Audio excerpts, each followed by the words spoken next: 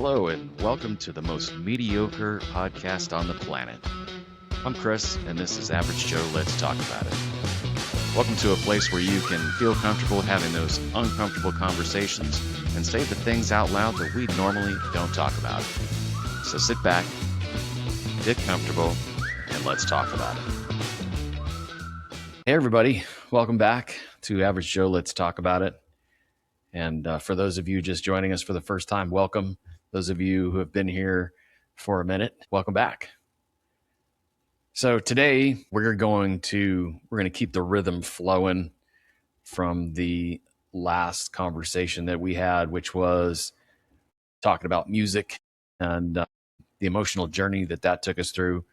This time I'm going to go a little bit different direction, but kind of on a similar idea. Movies, the movies that raised us, and before the internet told us who we were and what personality we were supposed to be just based on an algorithm and what kind of things that we liked and clicked on, we were shaped by movies. If you're Gen X, you don't just remember films, you relive them.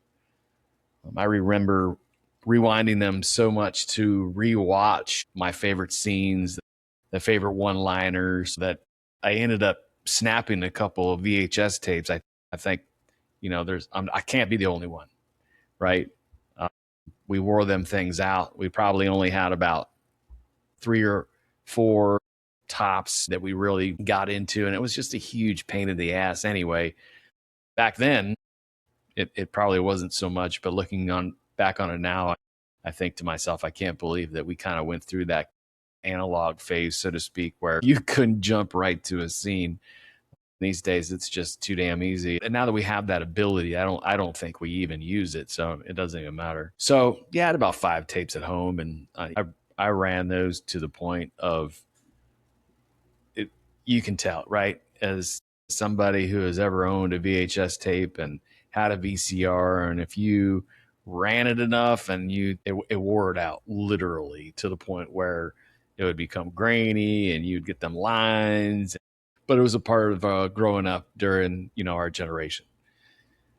Of course, DVD made life so much easier. You could hurry up and skip to something. Back in the day when DVDs first came out, they had chapters and you can go to a certain chapter. I don't think that really helped. I don't think anybody gave a shit whether or not you had a chapter that you could go to. You're going to try to watch the movie, from front to back.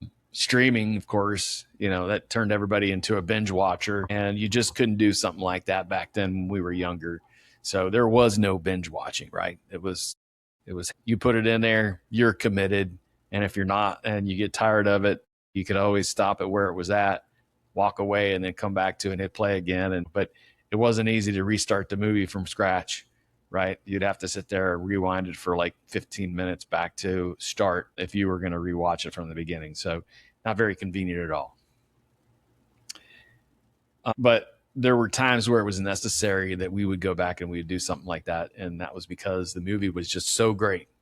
And there were scenes and there were lines in it that you just couldn't walk away from. You couldn't turn away from. And once hearing them for the first time, it was a novelty. It was something that you put in your back pocket and you took to school the next day. And if you didn't repeat that line to, 15 of your friends throughout the day at school, you weren't doing your job as a movie fanatic. But we would watch them until we could quote our favorite scenes. And in some cases, some of us fanatics out there, they get a little crazy when it comes to movie watching. I'm not saying I'm one of them, but I might be. But definitely it's something that you get to a point where you could probably verbatim match word for word every scene throughout the entire movie. And I think there's a lot of people out there that could do that. I personally can't say that I can, but I bet you I gave it a shot. I just don't remember. So somewhere between wearing out the VHS tape and arguing over who gets to pick the movie at a sleepover, the stories that we were watching started to shape us. I don't think they raised us. Scratch that. They definitely had a part since we were on our own for a majority of our lives. And I think that is something that we can all relate to.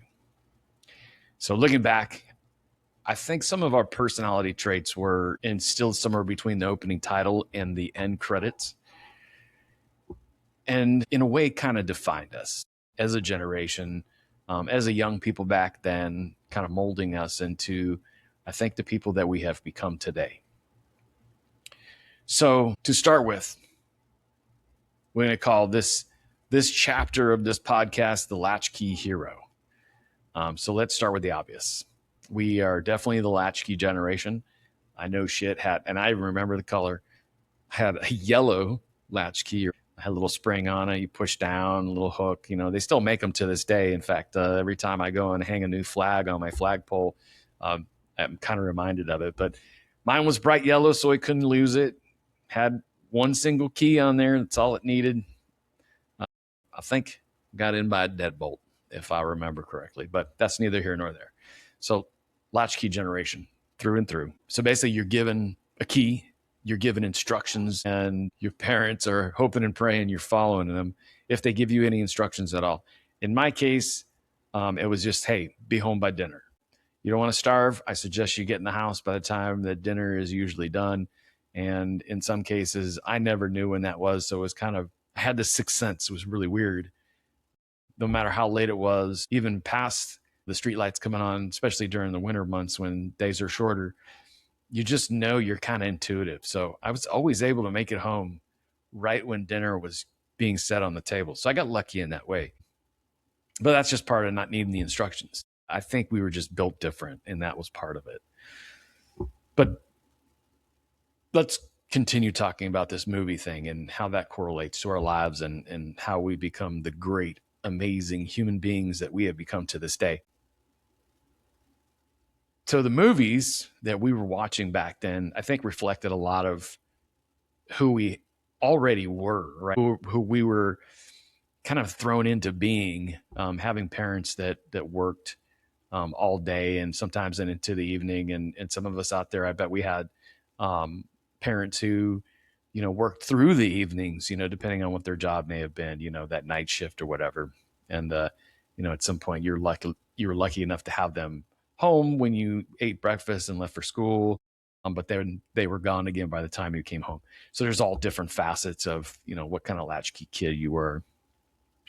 But thinking back on that, think about the movies that kind of coincided with the type of people that we were back then. How about the Goonies, the Lost Boys, Ferris Bueller's Day Off? The quintessential classics as far as our age group goes. And here's one, right? This is a one-off. I saw this in the theater, and I felt like I was the only one that ever heard of the damn thing. But the Monster Squad. Now, if that doesn't take you back, it was goofy. It was funny, but it was a great movie that had young kids fighting for their lives because their next door neighbor was Dracula. Come on, you can't beat that, right? But I think those were all those starter movies that kind of told a tale of who we were as kids growing up, out on our own, staying out. You come home, you get your homework done like you are instructed to do, the normal things, right? You get your chores done and then boom, you beat feet, you're gone. And you may or may not even see your parents that evening, but whatever, right? It's all good. You can make your own dinner, take care of yourself. That's what these guys did, right? Think about the Goonies. How many times did you see the parents? I think you saw the parents for a quick second at the beginning and then at the very end after the adventure was over, right? But they were taking care of themselves. They were taking care of each other, and they had a little group that just meshed like we did growing up. We had these groups of kids that come together, and we're all living the same life. We understand the conditions that we're living in, but I don't even think we even really thought that hard about it. As an adult now, sure, we think about stuff like that all the time, but as kids, we're just out there having fun. Lost Boys, great movie. Once again, it kind of shows like you got one side of the parents that you find out that later on they're not who you thought they were. And I think everybody's got a grandpa that kind of is a little bit silly, and then come to find out, he's this hero at the end. Ferris Bueller's Day Off. Come on, man. Did anybody try to call in sick for school or tell their parents they were sick and they're going to stay home? And guess what? Maybe you coordinated with some friends and said, "Hey, listen, tomorrow, let's all ditch school. We'll tell our parents that we're sick, and then we'll all meet here at such and such time." I don't remember personally ever doing that, but what a great idea that was. I think I was a little afraid to do something that drastic, but I've done my share of stuff that was kind of sketchy as far as my parents would think. So ET, come on. I mean, I don't even say anymore about ET. Of course, who doesn't want to befriend an alien and get chased by some shadowy figures at night and eat Reese's Pieces, right? So you notice something about all those films, and it's all the same, right? The kids were unsupervised. We were unsupervised and wandering around facing danger. And I don't know how much danger I was actually in when I was out and about doing my own thing, but I'm sure there were probably times where there was some risky behaviors going on. And as a parent now, my kids are all grown up, but I mean, even when I was a parent, when they were younger, I think I was always worried. So, I kind of think back now, I'm like, were my parents worried about where I was? Sometimes I don't think they were, but it's not like an adult is going to step in with a PowerPoint presentation and tell you what the risks are of being out there on your own and doing your thing, because I think to a certain degree, they kind of live those kind of lives too. So we caught on to that watching the movies, and we realized, hey, that tracks. And when you can relate to something like that, and it's kind of like what does the saying go? Art imitates life, or vice versa. It really is true. And I mean, they don't get them stories, they're not plucking them out of the air. It's somebody's got an imagination, and part of that is how they probably grew up. And, all those, that culmination of all them things together make a great movie. So it's not like our parents were hovering, they were working, or they were relaxing. And that didn't include us, because if we were around, I guess they weren't truly relaxing, or they were pretending that we weren't miles away on rickety skateboard ramps and sprinting from rooftop to rooftop at our local schools. I don't know who would be doing that. But we learned independence early, not because someone sat down and taught it, but because the stories we were watching, we kind of absorbed that, and we saw that it seemed kind of normal. And so for us, it was normal. And that's how we lived our lives when we were that age.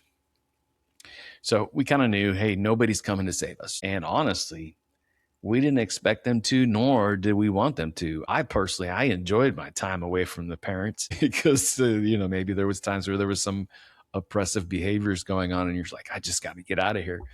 And we had the freedom to be able to do that. I think we had more freedom back then, maybe because there was less information out there to kind of say, hey, maybe you shouldn't let your kids out there. And here are all the dangers. Those dangers have always been there. But I don't think that having that extra information as we got older and tried to deal with our kids the same way was very helpful in their upbringing, because we're constantly saying to ourselves, oh, you shouldn't do that. And where do we get this information from? Well, experience for one. And on the second hand, we forget that, hey, maybe we got to let them go a little bit. Learning through consequence, right? So in that case, you realize that a lot of the information that you were getting from the movies was translating to your own life. But at the same time, there was a human element. I think a lot of us saw movies like Top Gun, Rocky IV, all the big ones, right? Beverly Hills Cop, Blade Runner. So flawed heroes, I guess you would say. So if you broke it down like this, you would say our heroes weren't polished, right?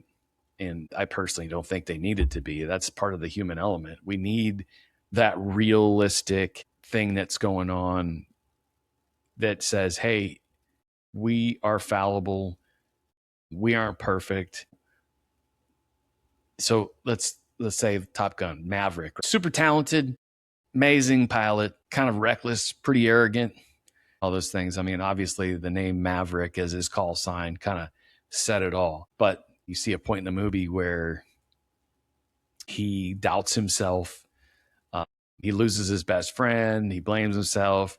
There's a point where it humanizes him, and he realizes there's a teaching moment for himself to say, hey, I'm not that guy that I thought I was. I'm still that good, but I need to really think about who I am as a person. So I think that humanized him, and you can't really look at somebody on screen who's being portrayed as the protagonist and say, oh, that person is perfect, because I haven't met a character in a good story yet that really said, hey, from start to finish, I'm the best of the best and the best that there is in every aspect of my behavior and my personality. Because who would watch that? It's not real.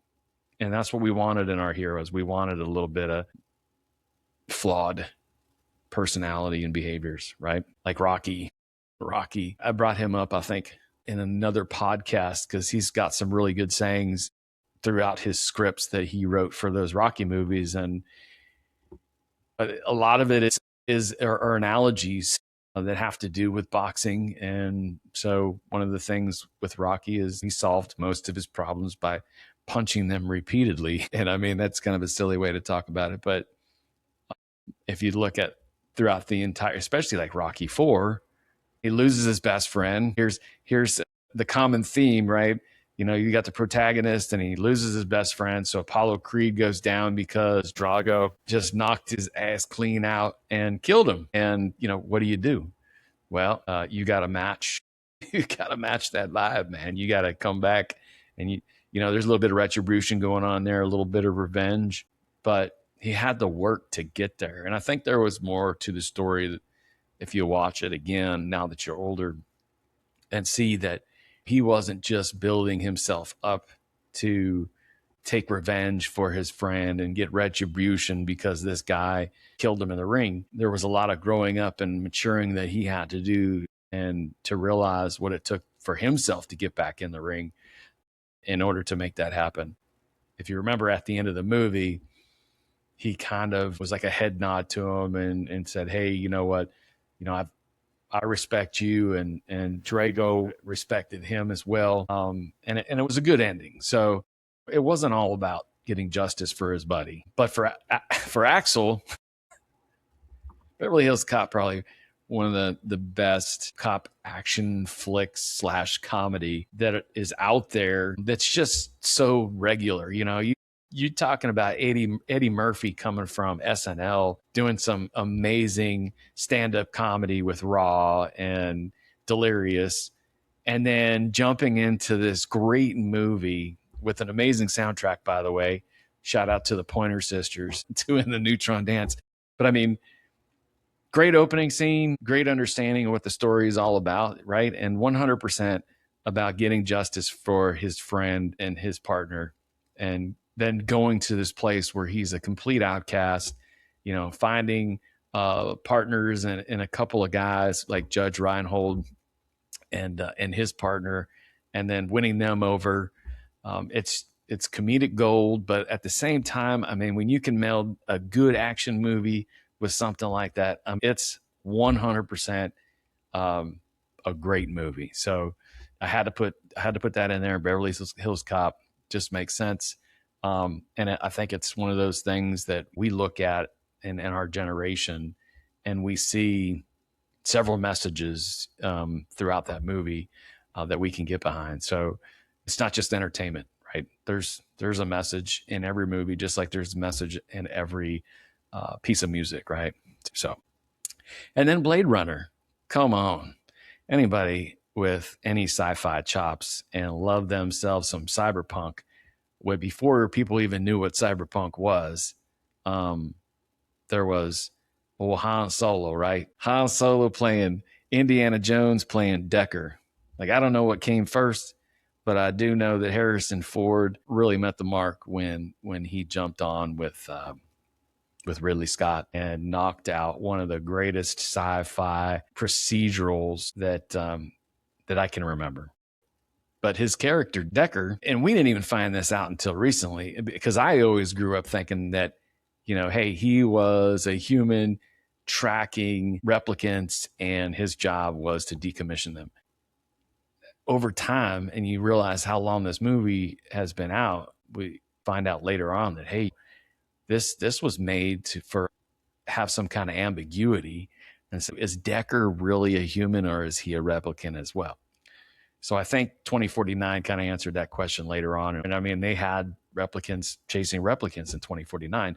So, but it just goes to show that Decker's character was all about staying committed to the job, regardless of what he thought of himself or the people that he was after, right? He was staying committed, and that was probably a work ethic thing that was instilled in us. I don't know what kind of message you can get out of that, but I can say that it was one of the greats, and I'm going to throw it in there anyway.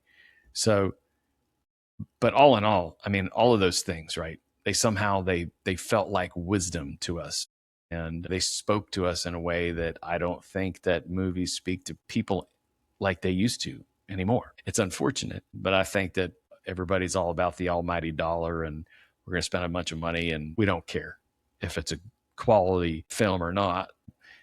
Now, granted, I in my older age, I have kind of shifted to the independent type of filmmaking, which we'll probably get into in this right here pretty quick. But those are always the best. Those are the ones that, you know, the directors and the writers are putting their heart and soul into, as well as the producers. So, you know, shout out to them for trying to keep it real, and they're not trying to make a buck. But going off on a tangent as usual, so we'll move on to the next thing. But before we do, I'll make this last statement. These weren't perfect people. They weren't meant to be perfect people. They were meant to show us that, you know, heroes can be flawed, and that makes them human. Sure, they had egos. They were great at what they did, but they made mistakes. They got knocked down, but they got back up. Most likely in slow motion and some dramatic flair, but nonetheless, they got back up. So we didn't grow up watching flawless heroes. We grew up watching the human condition and the struggle. And a lot of times it's one and the same. And maybe that's why Gen X doesn't panic when things get hard. We kind of lean in. We were trained by the montage of some of the best scenes put on film. So it kind of helps when you were raised by some of the greats. So moving on to sarcasm as a survival skill. And if you didn't have it, you were going to fail at life. And so some of these movies, and I chuckle because every time I name a movie and I think back to like where I was in life, or how it was speaking to me, or how it resonated with me, or how I related, I laugh, and you'll see why. So the references for this portion of the podcast is Clerks, Reality Bites. And that one's kind of like a one-off. I might even have to watch that again just to kind of truly understand it. But it kind of went in line with like Singles. Singles was around the same time period, maybe a little bit later. But I bring out Singles because one of the greatest soundtracks of all time from some of the greatest bands are on the Singles soundtrack. And that movie had all that cynicism and kind of growing up and approaching adulthood and trying to figure out your life type of thing. So I thought that made sense to put it in here. And Swingers, oh my goodness, Swingers. I can't tell you how many times I watched that movie and said the word baby over and over again. It was pretty awful, and I'm kind of ashamed. But at the same time, I think there's a little humor in that, and I just love the kind of I don't give a shit kind of attitude in these kinds of movies. And I don't think it was intended to be that way. I just think that there was a certain point where characters were apathetic to what was going on around them, and they were super hyper focused inward to whether it be their little group that they were in, or even how selfish they could be at times, but at the same time be calling out each other and getting it right, or at least struggling to get there, to get it right. So then we got older and the tone shifted. And those movies are a good product of how that tone was shifting.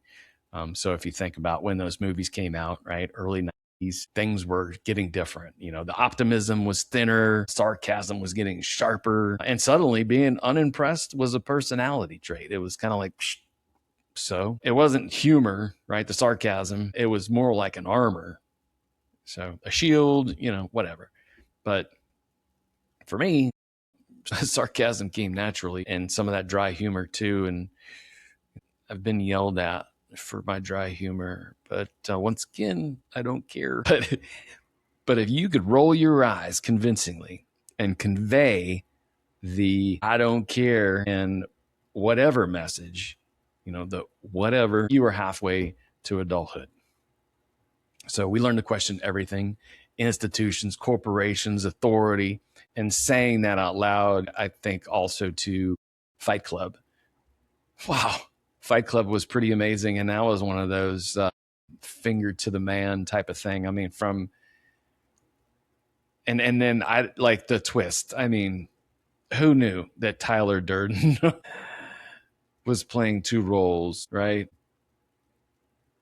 But what a great movie, because it was F you to the man. And at the end of the movie, blowing up them buildings and him fighting against himself, essentially, to try to be good and to overpower himself in his other personality and that struggle.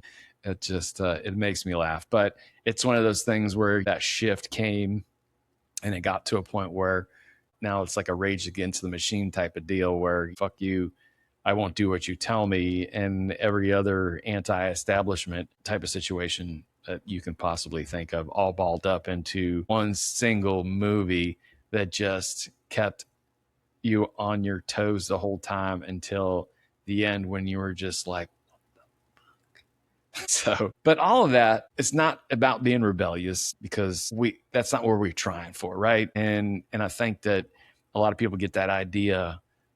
Sure, we feel in that way from all of what we were seeing and the stories that they were modeling. And that's why movies are the movies. They can get away with stuff like that. But it still said something about who we were when it comes to watching movies like that. So that being said, I think that's why we don't shock so easily. Some of the things that we've done in our lives, some of the things that we've seen or experienced or been a part of, kind of coexist with the movies that we watched growing up. And I just don't think that there's much out there that we would go like, because that's not who we are. We've seen the plot twist before. We know, in some cases what's coming. Identify the foreshadowing ahead of time. Some of the greatest moments in movie watching that I've ever had is being able to try to figure out what the ending is and who did it. And, is there a twist? And it almost gets to the point where it's like an M. Night Shyamalan. I'm always waiting for a twist. And then finally one movie and it just doesn't happen. And you're just let the fuck down. Why'd you do that to me? But they don't last forever, right? You can't have a twist in every movie, or can you? My favorite of all movies are the ones that are all about loyalty and the crew, being part of a team, banding together.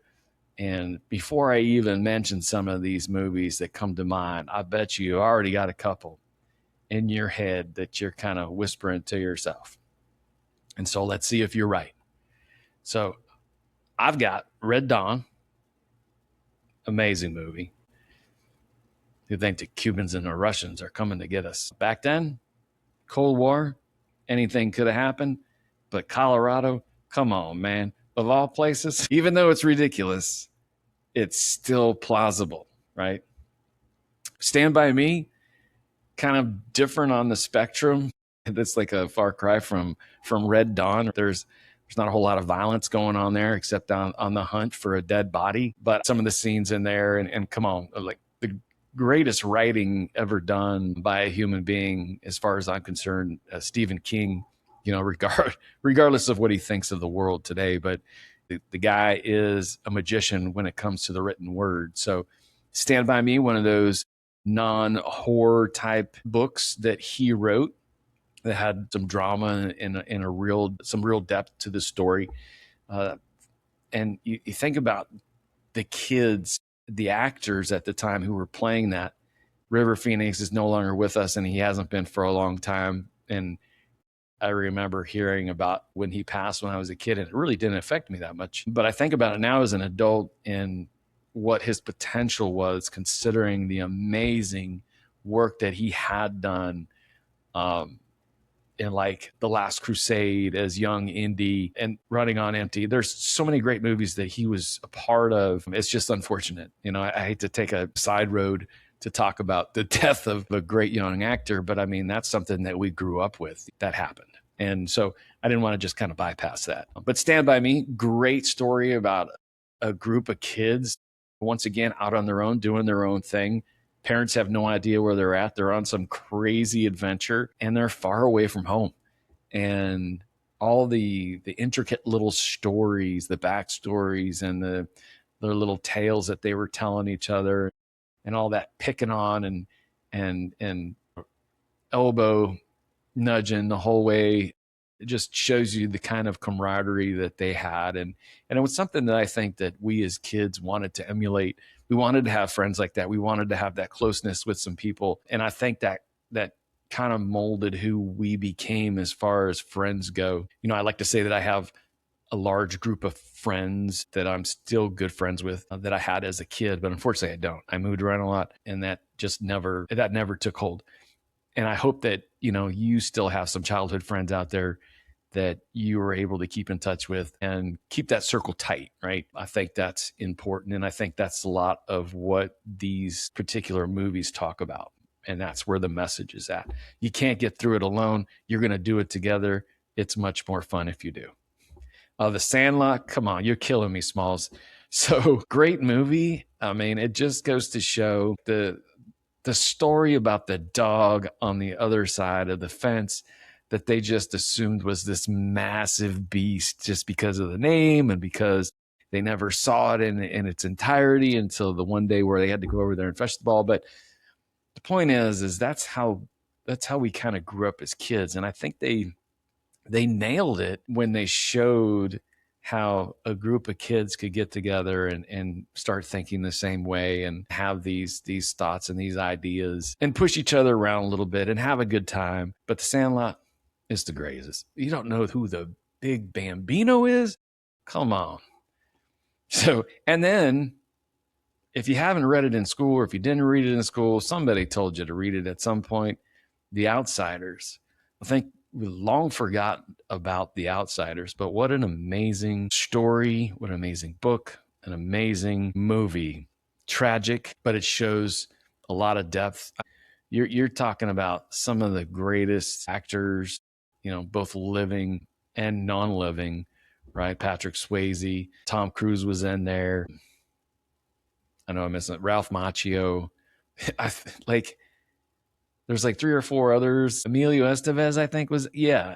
So another one of those timeless stories with a group of guys that, and it's crazy. It just dawned on me too, as I'm saying all this, I realized that there's not a whole lot of movies that I can think of besides like Goonies, and a few others that had a lot of female characters in.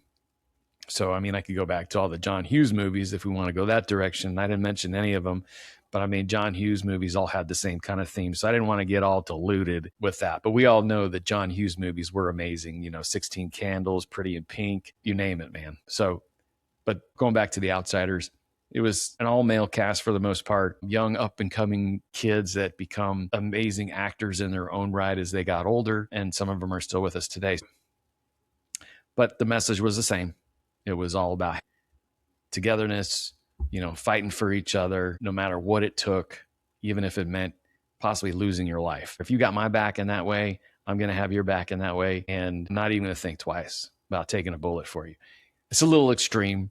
It's a little bit out there. The Outsiders was meant to be a tragic story about brotherhood and being out on your own, and not being like everybody else. But I think everybody who read that book or watched that movie kind of took away a little something different. So I'd be curious to know what it was that you took away. So if you happen to mention it in the comments, great. So underneath all that sarcasm and the independence, there was something else. The crew mattered. Your people mattered. And you didn't abandon your circle, no matter how large or how small it may have been. And you might make fun of each other constantly. You may even fight with each other. But at the end of the day, you were still best friends. So it's that kind of loyalty that I think that stuck with us. And to this day, I try to stay in touch with all my close friends, and I definitely loyal to the end. But I will definitely tell you that watching these movies and growing up and seeing this kind of thing on the big screen really taught me a lot of great lessons about loyalty, about brotherhood, service, and teamwork that I was able to take with me later on. And whether, it was subconsciously or I'm really thinking back to a movie that I watched and I said, man, if it wasn't for this, I wouldn't be the guy I am today. But that may not be the case. But subconsciously, I think I did learn a lot from watching these movies. So let's talk about what we get right from watching these. What did they build us into, if anything? I would say they were an example of resilience, independence, work ethic, and my favorite is the low need for a constant validation of who we were. We don't need applause at the end of the day. No, because we are consistent and we make sure that we get it done, right? Competence is way more important than applause. I could care less about getting accolades. As long as you get the job done, that's all that matters. That's the kind of success you can say that you take away from what you learned, even if it was a little bit, like I said, subconsciously. I don't know if anybody can say truly that movie really had such an impact on me that I kind of changed my thinking. And this is why I am the way I am today. And maybe you can just a little bit.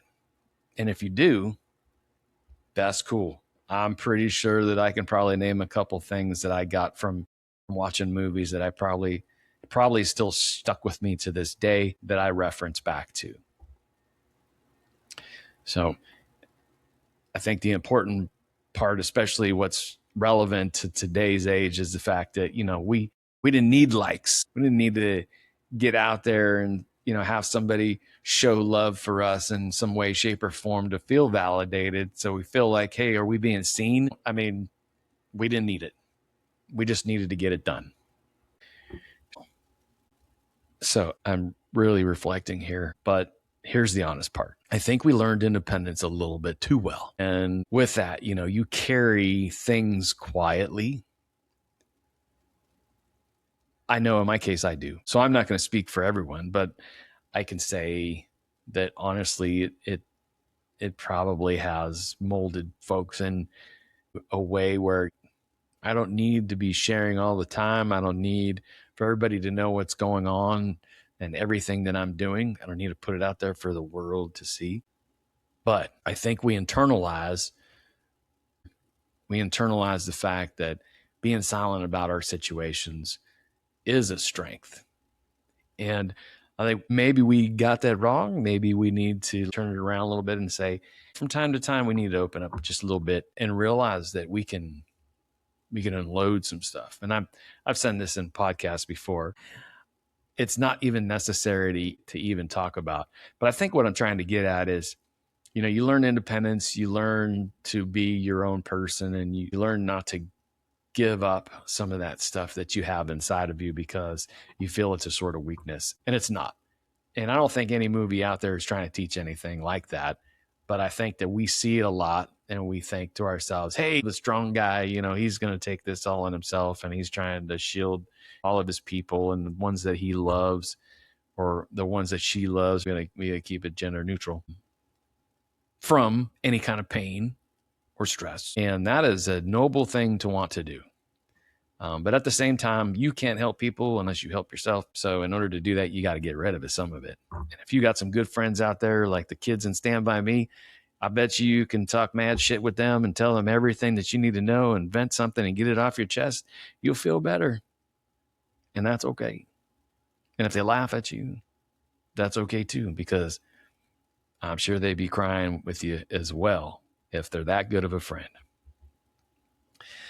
So speaking of hurt feelings and everything else that goes along with actually displaying some kind of emotion, if something hurt, what do? We rub some dirt on it and we walked it off. And you know what? If that didn't work, you could always quote a movie and keep it going. So all in all, the films didn't teach us vulnerability. They taught us endurance, and endurance is powerful, but it can also get heavy. So in closing, when I think about growing up, I don't just remember events. I remember scenes that gave us a language that nobody understands but us. One of those things that I did as a kid that my parents didn't even know about. And I think a lot of us too, we grew up with our grandparents, by the way. Give me a shout out if you're one of those latchkey kids that spent more time with grandma and grandpa or just grandma than you did with your own mom and dad, because they had lives to live and you weren't always a part of that. Not saying it's a bad thing. I enjoyed grandma and grandpa's house. They had a pool. They let me do whatever I want. And I'd be gone for long periods of time and they had no clue where I was at. But this one particular memory, and I think I did it a couple summers in a row, but I found that you could go and pay for a ticket to a movie. You can go into the theater and you can spend a whole day from the moment that theater opened. If you timed it just right and you looked at, you called, "Hello and welcome to Movie Phone." That guy, well, that or the paper, and you kind of strategically figured out which movie was playing and what movies you could go watch first, second, third, and you spend a whole day at the theater on one ticket. So I used to do that all the time, and I'd ride my little 10-speed bicycle. I don't even know what brand it was. It definitely wasn't a Schwinn because I was poor. So miles, I had to ride miles to get to the nearest theater. Nobody knew where I was at. I'd be gone all day long. Me and my friends, theater hopping. Who's done it? Show me in the comments. Let me know. But I can tell you that I remember watching Dirty Dancing for free. I remember watching, God, I don't know why that movie stands out more than anything. I didn't even mention Dirty Dancing, but, R.I.P. Patrick Swayze. But regardless, saw a lot of movies for free, only paid for one every day that I went. And I think I would do this like 2 or 3 times a week. So I watched a lot of really great films on a budget. What's the other part? Yep. And the other part is I worked in a movie theater and I got to watch even more movies for free when I was old enough to have a job. So there's my little share. But at the end of the day, quoting movies is our vocabulary. It's our second language. If you're in the middle of a room with a bunch of strangers at a party and you throw a quote out there, somebody's going to catch it and they're going to reply in kind, I guarantee you. And you Gen Xers out there 100% know what I'm talking about. Shout out to y'all, because I like a little bit of engagement. I want to know, what movie shaped you? Is there just one? Is there more than one? Don't fill up the whole comment section with it, but at least give me 1 or 2 that you think that shaped you. Let me know what that favorite quote is, what favorite scene, and what character did you relate to the most? Me personally, I can tell you, and it's not really relevant to any of these questions that I asked. Maybe I'll get in there and have some engagement with you if anybody takes the time to put a comment in there, and we'll go back and forth and have a sidebar conversation. But I will tell you that back in the day, I bought every single Jerry Bruckheimer movie ever made, and that includes Flashdance. And if y'all didn't know Jerry Bruckheimer made Flashdance, well, then you're just not a movie buff like me. And you'd be surprised what other stuff he did, right? I'm pretty sure CSI, some other cool shit. Thanks for coming by. Thanks for listening. And just know this. Movies were more than entertainment for us. They were a life that we were wanting to live. And in some cases, they were a life that we were able to live. So maybe movies didn't raise us, but they definitely whispered to the person who we were becoming. And if you want to understand a generation, look at what they were watching. Hey, thanks for showing up today. And for any of us that are out there caring more than we like to say out loud, let's keep the conversation going on the next episode.